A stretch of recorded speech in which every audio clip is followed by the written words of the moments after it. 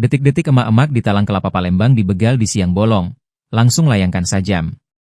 Seorang ibu rumah tangga menjadi korban begal di kawasan Talang Kelapa, Palembang. Tayangan begal yang beraksi di siang hari itu viral di media sosial. Dikutip dari beberapa video, korban diketahui berinisial TY yang akhirnya kehilangan sepeda motor Honda Beat warna hitam.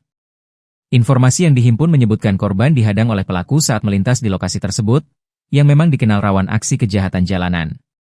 Kedua pelaku tampak telah mengincar korban yang berjalan sendirian. Setibanya di lokasi, kedua pelaku langsung memepet korban. Salah seorang pelaku mengeluarkan senjata tajam menakuti korban. Korban yang ketakutan tampak pasrah menyerahkan motornya. Warga sekitar menyebutkan, kejadian berlangsung cepat dan pelaku langsung melarikan motor milik korban. Saat kejadian, korban disebut sedang dalam perjalanan hendak pergi pasar untuk berjualan. Sinta, warga sekitar membenarkan kejadian tersebut.